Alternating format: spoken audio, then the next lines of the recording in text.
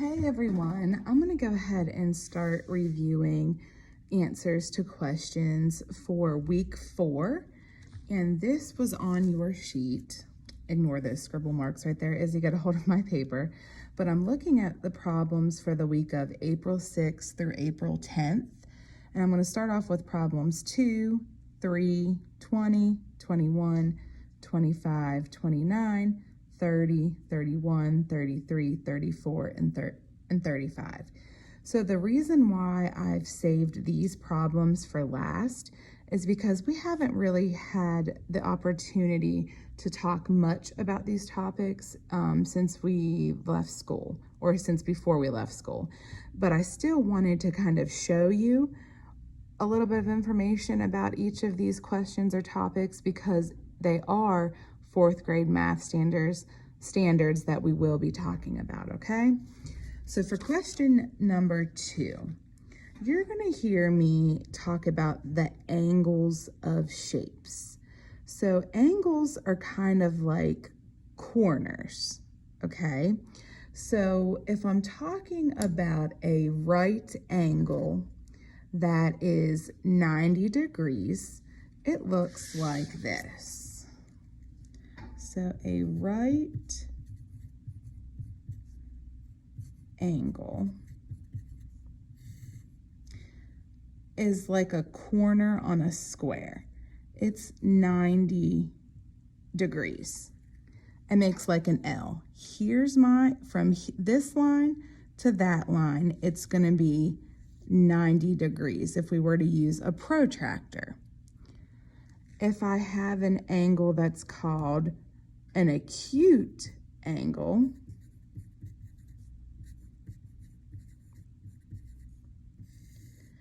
that means it's actually smaller than 90 degrees. So basically we took this angle that's like an L, if we're using my hands, and I'm gonna squeeze it together. So acute angles are less than 90 degrees. They're smaller angles. And then one other angle you may hear me talking about is something called an obtuse angle. And it's the opposite. Instead of being less than 90 degrees, it's like someone took our 90-degree right angle and they opened it wider. So it may look something like this. So it's greater than 90 degrees. So right angles, acute angles, and obtuse angles, okay? Which figure has at least one acute angle, so one small angle, one obtuse angle, which is one larger, wider angle, and one right angle at 90 degrees. So just like we love to use labels for a lot of our other math problems, I would suggest doing the same thing for number 2. I can tell that this angle right here is small. I'm going to label it with an A for an acute angle. Same thing for this right here. This is smaller. It's called an acute angle.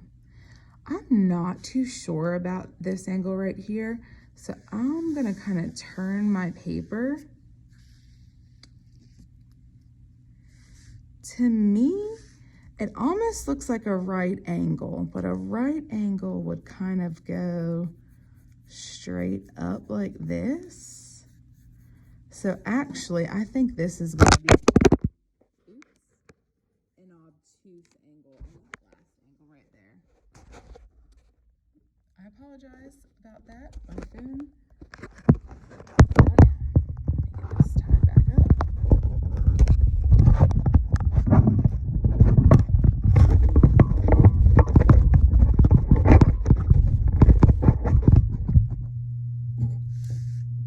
Okay. So can you see me now? Okay, good. So cannot be A because we need one acute, one obtuse, and one right. There aren't any right angles. So let's go ahead and get rid of A. Okay, let's look at B. This is a smaller angle. That's an acute angle. Same thing down here. So we have two acutes that are opposite, and then we actually have two wider angles, two obtuse. We don't have any right angles, so B cannot be our answer. Let's go down to C, which is a hexagon, like a stop sign.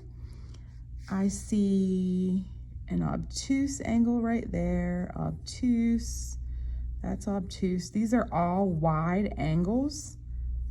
So this hexagon only has obtuse angles. Let's go to D, and D is called a right trapezoid because it has a right angle right here. It's a 90-degree right angle right there. There's a 90-degree right angle right here. Then we have an obtuse angle, and then we have an acute angle. So what figure has at least one acute, at least one obtuse, and at least one right? Our answer would be D, because here's an obtuse, here's an acute, and here is a right angle.